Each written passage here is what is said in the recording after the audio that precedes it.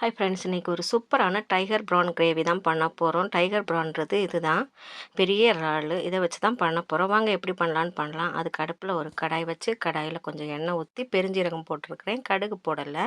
அடுத்தது கருவேப்பிலை போட்டுக்கலாம். கருவேப்பிலையும் பொரிஞ்சதுக்கப்புறம் பெரிய வெங்காயம் 2 எடுத்து சின்ன சின்னதாக கட் பண்ணி வச்சுருக்கிறேன், அதையும் போட்டு நல்லா வதக்கிடலாம். வெங்காயம் வந்து நல்லா வதக்கணும். வெங்காயம் நல்லா வதங்கினா நம்மளுடைய கிரேவி வந்து நல்லா டேஸ்ட்டாக இருக்கும். வெங்காயம் எந்த அளவுக்கு வதங்கணும்னா இந்த மாதிரி ப்ரௌன் கலர், கோல்டன் ப்ரௌன் சொல்லுவோம்ல அந்த கலரில்.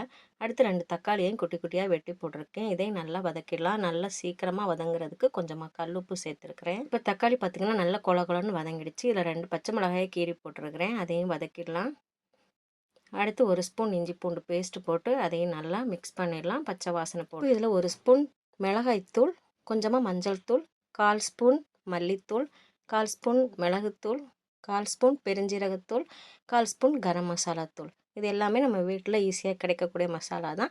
இவ்வளோ மசாலா தான் இதில் சேர்த்துருக்குறேன். இந்த மசாலா எல்லாம் போட்டு பச்சை வாசனை போகிற வரைக்கும் கிண்டிட்டு அதுக்கப்புறம் தண்ணியை ஊற்றி தேவையான அளவு, குழம்புக்கு தேவையான அளவு தண்ணி ஊற்றி நல்லா கொதிக்க விட்டு இந்த மாதிரி எண்ணெய் பிரிஞ்சு மேலே வர வரைக்கும் நல்லா கொதிக்க விட்டுடலாம். இப்போ நம்ம புளிரால் வச்சுருந்தோம்ல, அதை நல்லா க்ளீன் பண்ணிவிட்டேன். நரம்பு அப்புறம் அழுக்கு எல்லாமே எடுத்துகிட்டே பாருங்கள், சூப்பராக க்ளீன் பண்ணி வச்சுட்டோம். இப்போ க்ளீன் பண்ணதே நமக்கு எந்த சைஸுக்கு வேணுமோ அந்த சைஸுக்கு கட் பண்ணிடலாம், சின்ன சின்ன துண்டாக.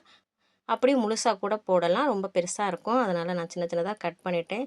இதில் இருக்க தலையை கூட எடுத்துக்கலாம், அதுவும் டேஸ்ட்டாக தான் இருக்கும்.